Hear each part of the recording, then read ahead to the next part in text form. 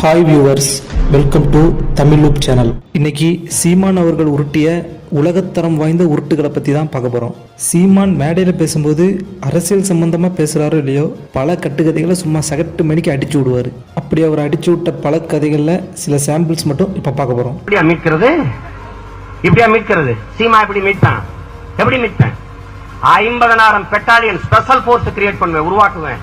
சிறப்பு படைய ஆயுதங்களோட கொண்டு குவிப்பேன். ஒரே ராத்திரியில இறக்குவேன். சுத்தி நின்னுக்குவேன். இந்திய தேசிய கொடி ஏற்றுவேன். பக்கத்துல தமிழ் தேசிய கொடியும் ஏற்றுவேன். 2,80,000 ராணுவ வீரர்களை என் தாய் நிலம் தமிழகத்துல குவிச்சு வச்சிருக்கான். திருப்படாங்க வாடாம களைச்சு விட்டு அடிச்சிருந்துருவேன். அதாவது சீமான் இலங்கையில் இருக்கிற கச்சத்தீவை மறுபடியும் இந்தியாவுக்கு மீட்டு கொண்டு வந்துடுவேன் அப்படிங்கிற மாதிரி பேசிட்டு இருக்காரு. அதுவும் 1000 பேர் சேர்ந்த படையோட போய் நைட்டோட நைட்டா சண்டை போட்டு மீட்டுருவேன் அப்படிங்கிற மாதிரி பேசுறாரு.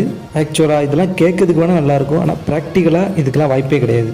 இலங்கைங்கிறது ஒரு கண்ட்ரி, அது கூட வார் பண்ணி அட்டாக் பண்ணி கச்சத்தீவை மீட்கணும் அப்படின்னா இந்தியா லெவல்ல PM எல்லாரோட சப்போர்ட்டும் வேணும். ஆனா இவர் தனியால 1000 பேரை கூட்டிட்டு போய் கச்சத்தீவை மீட்டுருவேன் அப்படிங்கிற மாதிரி பேசிட்டு இருக்காரு. ஒரு ஸ்டேட் லெவல்ல ஒரு CMஓட பவர் என்னன்னு இவருக்கு தெரியாம தான் மேடையில சகட்டு மணிக்க அடிச்சு விட்டுட்டு இருக்காரு. ஒரு மாநில அரசின் அதிகார வரம்பு எதுவரை உள்ளது என்பதை உணர்ந்து அறிந்து பேசினேன். மத்திய அரசு மூலமாக நான் அதற்கான நடவடிக்கைகளை எடுப்பேன் என்று பேசியிருக்கிறேனே தவிர நான் ஒரு படையை திரட்டிக் கொண்டு கச்சத்தீவை மீட்பேன் என்று பைத்தியக்காரத்தனமாக பேசவில்லை. அப்புறம் நான் 5ஆம் வகுப்பு படிக்கும்போது போராட்டத்துக்காக கொடி எடுத்துட்டு போயிருக்கேன். நான் 5 வயசுல இருந்து அரசியல் இருக்கேன். உங்களுக்கு இப்பதான் என்னை பத்தி தெரியுது, உங்களுக்கு தெரியறதுக்கு முன்னாடி நான் பெரிய ஆளு அப்படிங்கிற மாதிரி இஷ்டத்துக்கு புளிப்பிட்டு இருக்காரு. சரி, 5ஆவது படிக்கும்போது கொடி எடுத்துட்டு போனேன் அப்படிங்கறது கூட மன்னிச்சு விட்டுடலாம், ஏதோ பெரியவங்க கூட்டு போயிருப்பாங்க அப்படிங்கிறது. ஆனால் 5 வயசுல நான் அரசியல் இருக்கேன் அப்படி சொன்னதெல்லாம் ரொம்ப ஓவர். ஏன்னா 5 வயசா இருக்கும்போது நமக்கே பெருசாக விவரம் தெரியாது. இப்போ நீங்களே உங்கள் 5 வயசுல நடந்த விஷயத்தெல்லாம் ஞாபகப்படுத்தி பார்த்தீங்கன்னா பாதி ஞாபகம் வரும், முக்கால்வாசி ஞாபகம் வராது. ஒரு மிஸ்ட்ரி மாதிரி தான் இருக்கும். ஆனால் இவர் 5 வயசுலேயே நான் அரசியல் இருந்தேன் அப்படின்னு எவனுக்கு தெரிய போகுது அப்படின்னு இஷ்டத்துக்கு அடிச்சு விட்டுட்டு இருக்காரு. நான் இங்கே வரணும் தம்பி, 5 வயசுல இருந்து அரசியல் வர்றேன். ஆள் இப்பதான் உங்களுக்கு தெரியுது வெளியில. 5 வயசுல இருந்து இந்த களத்துல இருக்கேன். 5ஆவது படிக்கும்போது இளையான்குடி கடத்தருவுல இருந்து கம்யூனிஸ்ட் கட்சி கொடியை பிடிச்சுக்கிட்டு சிவகங்கை மாவட்ட ஆட்சியர் அலுவலகத்துக்கு விவசாயி போராட்டத்துல பேரணிக்கு போகும்போது சின்ன பையனா கொடி பிடிச்சிட்டு போனது ஞாபகம் இருக்கு. அப்ப இருந்து இருக்கேன். அப்புறம் மாட்டுக்கறி உருட்டு. மாட்டுக்கறிலாம் நான் சாப்பிடவே மாட்டேன். மாட்டுக்கறி சாப்பிட்றதே பாவம், அது குலதெய்வம். அதனால நான் மாட்டுக்கறி கொஞ்சம் கூட சாப்பிட மாட்டேன். எப்போவாவது இஸ்லாமிய நண்பர்கள் கொடுத்தா சாப்பிடுவேன் அப்படிங்கிற மாதிரி ஒரு உருட்டு உருட்டுறது. ஆனால் இவர் மேடையில் பேசும்போது மட்டும் மாட்டுக்கறி சாப்பிட்டுட்டு நல்லா ஜிம்முக்கு போங்க அப்படின்னு அப்படியே சேஞ்ச் ஆகி வேற ஒன்று பேசுவார். எனக்கு தெரிஞ்சு சீமானுக்கு மல்டி பர்சனாலிட்டி டிசார்டர் இருக்குன்னு நினைக்கிறேன். மாட்டுக்கறி மட்டும் தின்றக்கூடாதுப்பா, நமக்கு அது குலதெய்வம் மாதிரி. நாங்க உழவருக்கு குடி இல்லை, அதனால அப்ப சரிப்பான்னு சத்தியம் பண்ணி கொடுத்தேன். வண்டி ஏற்றி விடும்போது எங்க அப்பா 100 ரூபா கொடுத்தாங்க. சாப்பிடக்கூடாதுனால எனக்கு அப்ப நான் ரொம்ப அரிதா என்னுடைய உறவினர்கள் இஸ்லாமிய சொந்தங்கள் எங்க மச்சினைகள் எப்பாவது கொடுத்தா சாப்பிடணும் இல்லையா, அது ஒரு பெரிய இதில் விருப்பம் உணவு இல்லை. ரொம்ப ரொம்ப சோர்வா இருக்கியா? 1/2 கிலோ மாட்டுக்கறி, 1/2 கிலோ போடு. பக்கத்துல எங்கேயாவது ஜிம் இருக்கா போ. 2 மாசத்துக்கு அதிகபட்சம் ஒரு 600 ரூபா கேட்பான். கட்டு அடி அப்படி முறுக்க ஏத்து அப்படி போ தெரு. அப்புறம் சீமான் கட்சி ஆரம்பித்த புதுசுலலாம் பெரியார் புராணம் தான் பாடிக்கிட்டே இருப்பார். பெரியாரின் பேரன்கள், பெரியார் தான் எங்கள் கொள்கை தலைவர், அவர் தான் எங்கள் அரசியல் முன்னோடி அப்படி இப்படின்னு பயங்கரமாக பேசிட்டு அப்படியே கொஞ்ச நாள் கழிச்சு பெரியாரே அமைவங்கிறது, இந்த மாதிரி அவருக்கு தேவையானப்பெல்லாம் கொள்கை தலைவர்களை மாற்றிக்கிட்டே இருப்பார். ஒரு நாள் எம்ஜிஆரை பற்றி பாராட்டி பேசுவார், ஒரு நாள் பெரியாரை பாராட்டி பேசுவார், ஒரு நாள் எம்ஜிஆர் திட்டுவார், இன்னொரு நாள் அண்ணாவை திட்டுவார். இவர் புகழாத ஆளும் கிடையாது, திட்டாத ஆளும் கிடையாது. அதான் நான் சொன்னேன், சீமானுக்கு மல்டி பர்சனாலிட்டி டிசார்டர் இருக்குன்னு. பிரபாகரனே பெரியாரை ஏற்றுக்கொண்டாருங்கிறத யாருங்க சொன்னது? நான் நாட்டுல இருந்தவங்க. சுபாஷ் சந்திர போஸ் படம் இருந்ததுங்க, எம்ஜிஆர் படம் இருந்தது. எங்க பெரியார் படம் இருந்தது வீட்டுல? எங்க அண்ணன் என்னைக்கு இங்க பெரியாரை பத்தி பேசியிருக்காப்ல. இதைத்தான் என் அண்ணன், என் தலைவன் என் இடத்திலே சொன்னார். பெரியாரின் சிந்தனைகளை படித்து வளர்ந்த பிள்ளைகள், பேரறிஞர் அண்ணா என்ற பெருமகனின் பேச்சை கேட்டு எழுத்தை படித்து வளர்ந்த பிள்ளைகள், தூர தேசத்திலே வாழ்ந்த நாங்கள் போராளிகளாக மாறி நிற்கிறோம்.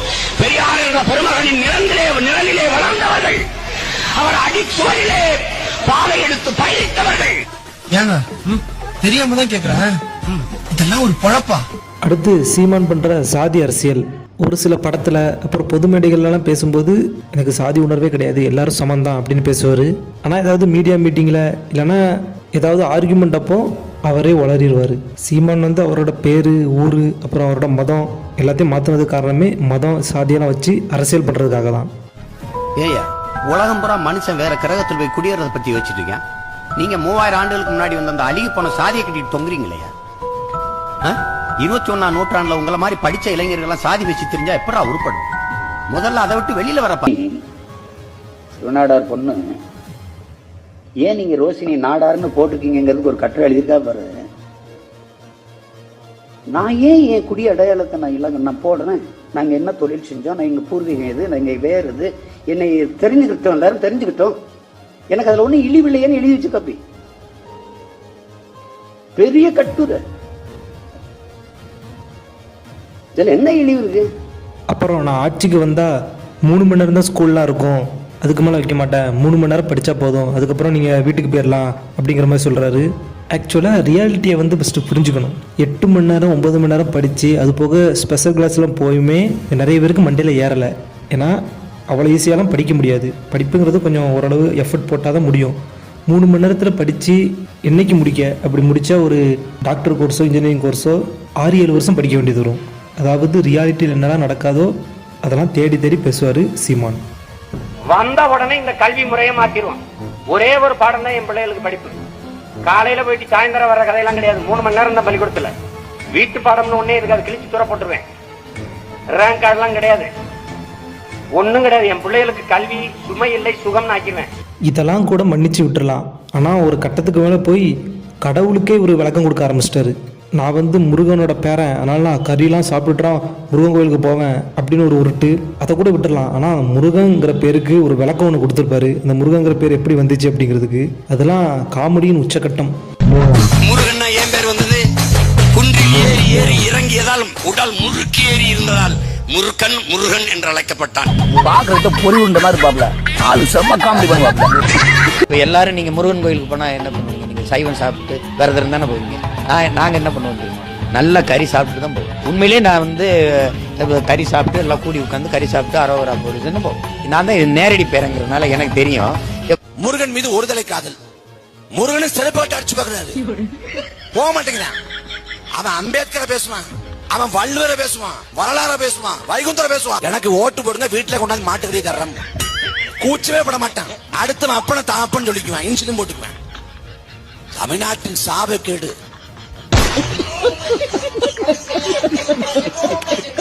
அப்புறம் சீமானோட பையங்க 2 பேருக்கும் தமிழ் தெரியாது. அவங்க கான்வென்ட் ஸ்கூலில் தான் படிக்கிறாங்க. அதுக்கு அவர் ஒரு விளக்கம் ஒன்று கொடுத்துருப்பாரு. தமிழ்நாட்டில் வந்து தமிழ் மீடியம் ஸ்கூலே இல்லையா, அதனால வீட்டில் சீமான் தான் அவன் பையங்களுக்குலாம் தமிழ் சொல்லி கொடுக்குறாராம். இப்படி தமிழ் மீடியம் ஸ்கூல் இல்லாத பற்றாக்குறையினால என் பையனை நான் கான்வென்ட் ஸ்கூலில் சேர்த்து படிக்க வைக்கிறேன் அப்படின்னு ஒரு உருட்டியிருப்பார். ஏன் இந்த கவர்மெண்ட் ஸ்கூலு, கிராமப்புறங்களில் இருக்கிற பள்ளிக்கூடம், ஏன் சிட்டிலே எவ்வளவோ தமிழ் மீடியம் ஸ்கூல் இருக்குது, அங்கெல்லாம் சேர்க்க வேண்டியதானே? ஆக்சுவலாக இவர் வந்து தமிழ் பேரை சொல்லி மேடையில் பேசுவார், ஓட்டு வாங்குவார். ஆனால் அவன் பையனை கான்வென்ட் ஸ்கூலில் தான் படிக்க வைப்பார். இது தெரியாமல் இன்னும் நிறைய பேர் ஒரு பின்னாடி சுற்றிக்கிட்டு இருக்காங்க. இவர் ஒரு தலைவராக எடுத்துக்கிட்டு இருக்காங்க. அதெல்லாம் நினச்சா ரொம்ப சிரிப்பாக தான் வருது. என் பிள்ளைங்க, என் மயங்க 2 பேரும் ஆங்கில வழியில படிக்கிறாங்க. நான் அவமானப்படுறேன்.